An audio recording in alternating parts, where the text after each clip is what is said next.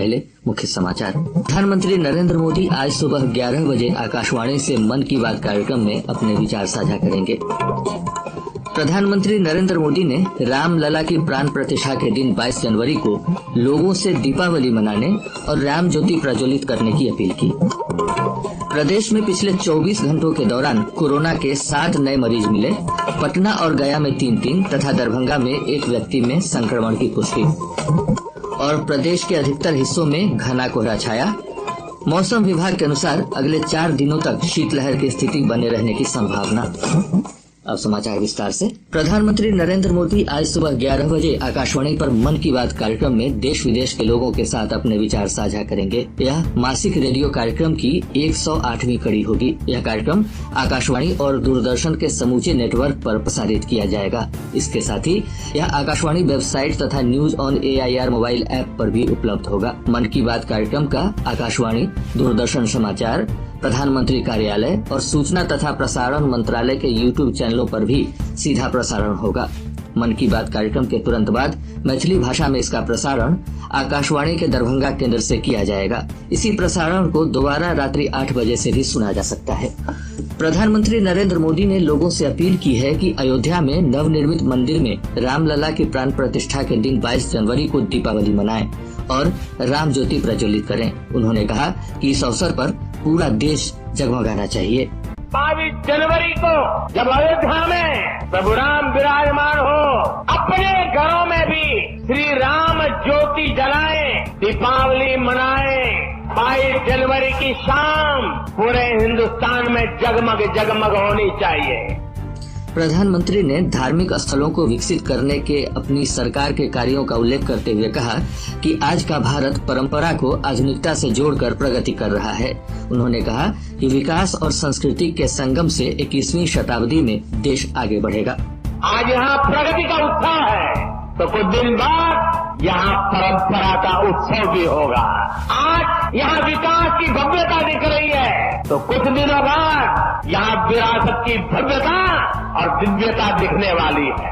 यही तो भारत है, विकास और विरासत की यही साझा ताकत भारत को 21वीं सदी में सबसे आगे ले जाएगी। इस अवसर पर प्रधानमंत्री नरेंद्र मोदी ने पुनर्निर्मित अयोध्या धाम रेलवे स्टेशन से 6 वंदे भारत तथा हाल ही में शुरू की गई 2 अमृत भारत एक्सप्रेस रेलगाड़ियों को रवाना किया। प्रधानमंत्री ने कहा कि नमो भारत, अमृत भारत और वंदे भारत रेलगाड़ियों की त्रिशक्ति से देश में रेलवे का संपूर्ण परिदृश्य बदल जाएगा। केंद्रीय गृह मंत्री अमित शाह ने कहा है कि देश में सहकारिता क्षेत्र के विकास के लिए सहकारी समितियों में आपसी सहयोग आवश्यक है। श्री शाह गुजरात के गांधीनगर में एक समारोह में डेयरी उद्योग में लगे लोगों से ऐसा सहकारी मॉडल अपनाने का आग्रह किया जिससे सभी सहकारी बैंकों, सहकारी दुग्ध संगठनों और ग्राम स्तर पर पशुपालन करने वाले किसानों के बीच आपसी सहयोग सुनिश्चित हो। आज विश्व के दुग्ध उत्पादन में भारत 24% हिस्से के साथ 1 नंबर पर पहुंचा है और भारत में पिछले 8 वर्षों में लगभग 51% वृद्धि दुग्ध उत्पादन में हुई है, जो विश्व में सबसे तेजी के साथ बढ़ने वाले हैं। गृह मंत्री ने आत्मनिर्भर भारत का सपना साकार करने में सहकारी डेयरियों के योगदान की सराहना की। उन्होंने डेयरी क्षेत्र से जुड़े लोगों से आग्रह किया कि वे डिजिटल इंडिया को बढ़ावा देने के लिए 100% डिजिटल लेन देन करें। केंद्रीय मंत्री ने जैविक कृषि पर भी बल दिया और सहकारी दुग्ध परिसंघों से गाय का गोबर जमा करने के लिए ग्राम स्तर पर केंद्र स्थापित करने को कहा। कार्यक्रम के दौरान श्री शाह ने 25 राज्यों और केंद्र शासित प्रदेशों से चयनित 37 विजेताओं को NCDFI ई-बाजार पुरस्कार भी प्रदान किए। वित्त मंत्री निर्मला सीतारमण ने कहा है कि एक मजबूत वित्तीय व्यवस्था के लिए बैंकों, सुरक्षा एजेंसियों, नियामक संस्थाओं और तकनीकी विशेषज्ञों के साथ तालमेल जरूरी है। नई दिल्ली में सरकारी बैंकों के साथ एक समीक्षा बैठक में उन्होंने बैंकों को फर्जीवाड़ा रोकने के लिए अपने ग्राहकों को शिक्षित करने पर विशेष ध्यान देने तथा ऋण देते समय सावधानी बरतने के निर्देश दिए। वित्त मंत्री ने कहा कि स्ट्रेस्ड अकाउंट ऐसी परिसंपत्ति होती है जो आर्थिक रूप से उपयोगी नहीं है और जिन्हें बट्टे खाते में डाल दिया गया है। इसमें नए सिरे से व्यवस्थित ऋण भी शामिल है। श्रीमती सीतारमण ने कहा कि साइबर सुरक्षा संबंधी उपायों को सुदृढ़ करने और वित्तीय प्रणाली की मजबूती के लिए कड़े सुरक्षा प्रोटोकॉल लागू करने की आवश्यकता है।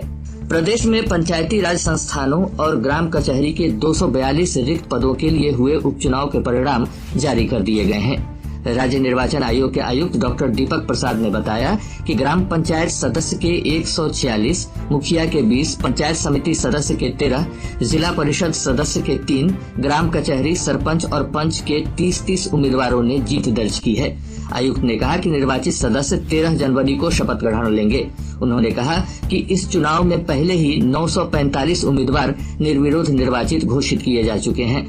आयुक्त श्री प्रसाद ने कहा कि 132 पदों पर महिलाओं ने जीत दर्ज की है। राज्य के 12 जिलों के 15 नगर निकायों के 16 वार्डों में वार्ड पार्षद और सारण नगर निगम के मुख्य पार्षद के रिक्त पद के लिए होने वाले उपचुनाव में 98 नामांकन पत्र दाखिल किए गए हैं। इनमें सारण के मुख्य पार्षद पद के लिए 20 उम्मीदवारों ने नामांकन पत्र दाखिल किया है। नामांकन पत्रों की प्रदेश के अधिकतर भागों में घना कोहरा छाया हुआ है। पूर्वा हवा के कमजोर पड़ने के चलते अधिकतम और न्यूनतम तापमान में गिरावट आई है। मौसम विभाग के अनुसार अधिकतर स्थानों पर शीतलहर की स्थिति बनी हुई है। अगले 4 दिनों तक शीतलहर की स्थिति बने रहने की संभावना भी है। राजधानी पटना के अधिकतम तापमान में 4 डिग्री सेल्सियस तक की कमी दर्ज की गई है। पिछले 24 घंटों के दौरान शेखपुरा राज्य का सबसे ठंडा स्थान रहा, जहां का न्यूनतम तापमान 9.8 डिग्री सेल्सियस रिकॉर्ड किया गया। मौसम विज्ञान केंद्र पटना के वैज्ञानिक राकेश कुमार ने बताया कि अगले 24 घंटों के दौरान राज्य के अधिकतम तापमान में 2 से 4 डिग्री सेल्सियस की कमी आ सकती है।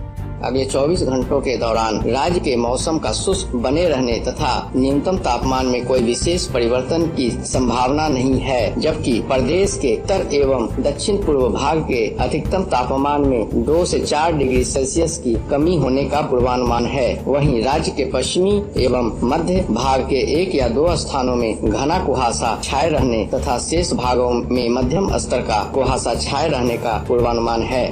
इधर राज्य के अधिकतर जिलों में घने कोहरे के कारण दृश्यता का स्तर कम होने से रेल, सड़क और हवाई यातायात प्रभावित हुआ है। 5 जोड़ी उड़ानें रद्द कर दी गई हैं। वहीं 7 प्रमुख रेलगाड़ियां देरी से चल रही हैं, जिनमें तेजस, विक्रमशिला, श्रमजीवी और मगध एक्सप्रेस जैसी रेलगाड़ियां शामिल हैं। प्रदेश में विकसित भारत संकल्प यात्रा सफलतापूर्वक जारी है। यात्रा के तहत लोगों को केंद्र सरकार की विभिन्न कल्याणकारी योजनाओं और कार्यक्रमों की जानकारी दी जा रही है। वहीं वंचित लोगों को मौके पर ही योजनाओं का लाभ भी दिया गया। इस दौरान कुछ लाभार्थियों ने मेरी कहानी मेरी जुबानी कार्यक्रम के तहत आकाशवाणी समाचार के साथ अपने अनुभव साझा किए। हमारा कोरोना काल से मुफ्त राशन मिलता है, गैस उजाला मिला हुआ है और राशन मिलता है। हम मोदी जी को बहुत से बहुत धन्यवाद करते हैं। आवास मिलल बा प्रधानमंत्री के और राशन कार्ड भी मिलल बा, एक प्रधानमंत्री का धन्यवाद। सबसे पहले तो मुझे कोरोना काल में जो मुफ्त राशन मिली प्रधानमंत्री के द्वारा, दूसरा गैस सिलेंडर जो मुफ्त मिला उज्ज्वला योजना के द्वारा, घर बनाने के लिए राशि मिली। जी मैं मोदी सरकार को बहुत बहुत धन्यवाद देना चाहती हूँ कि जो हम लोगों के सहायक बने और लाभ पहुँचाए। राशन मिलल बा, फिर में कोरोना में गैस मिलल बा, फिर कॉलोनी मिलल बा, मोदी जी के आशीर्वाद मिलल बा। बौद्ध धर्मगुरु दलाई लामा ने कहा है कि धरती को प्रेम और करुणा युक्त बनाने की आवश्यकता है। उन्होंने कहा कि जब एकता की भावना रहेगी तब हथियार बनाने की जरूरत नहीं होगी। धर्मगुरु दलाई लामा बोधगया में 3 दिवसीय प्रवचन कार्यक्रम में बौद्ध भिक्षुओं और श्रद्धालुओं को संबोधित कर रहे थे। कार्यक्रम में 53 देशों से लगभग 60,000 श्रद्धालु शामिल हो रहे हैं। प्रवचन कार्यक्रम का आज तीसरा और अंतिम दिन है। प्रदेश में पिछले 24 घंटों के दौरान कोरोना के 7 नए मरीजों की पुष्टि हुई है। पटना और गया में 3-3 जबकि दरभंगा में 1 व्यक्ति संक्रमित मिला है। वहीं रोहतास जिले में कोरोना से एक 10 वर्षीय बच्ची की मृत्यु हो गई। प्रदेश में नए वर्ष पर सुरक्षा के कड़े प्रबंध किए गए हैं। पुलिस मुख्यालय पटना के एडीजी जितेंद्र सिंह गंगवार ने बताया कि सभी जिलों के पुलिस अधीक्षकों को निर्देश दिया गया है कि पर्यटन स्थल, पार्क और चिड़ियाघर पर नजर रखी जाए। उन्होंने कहा कि सार्वजनिक स्थानों पर सादे लिबास में पुलिस के जवान तैनात किए जा रहे हैं। श्री गंगवार ने कहा कि गंगा समेत राज्य के अन्य नदियों में अगले 2 दिनों तक नावों के परिचालन पर रोक रहेगी। इसके साथ ही राजधानी पटना में विभिन्न स्थानों पर 60 मजिस्ट्रेट और 300 पुलिस अधिकारी तैनात किए गए हैं। गया में संपन्न राज्य स्तरीय कबड्डी प्रतियोगिता के अंडर 14 में कैमूर ने शेखपुरा को पराजित कर खिताब पर कब्जा जमाया। कैमूर की टीम ने 29 अंकों के मुकाबले 32 अंकों से शेखपुरा को पराजित किया। शेखपुरा के हरफन मौला खिलाड़ी आदित्य कुमार को राज्य के बेस्ट रेडर का पुरस्कार दिया गया। बिहार लोक सेवा आयोग ने सोशल मीडिया पर आयोग के बारे में गलत खबर फैलाने के आरोप में 3 अभ्यर्थियों पर 5 साल के लिए किसी भी परीक्षा में बैठने पर रोक लगा दी है। पटना जिले के मनेर थाना क्षेत्र में शराब पीकर हंगामा कर रहे 3 लोगों को पुलिस ने गिरफ्तार कर लिया, जिन्हें बाद में जेल भेज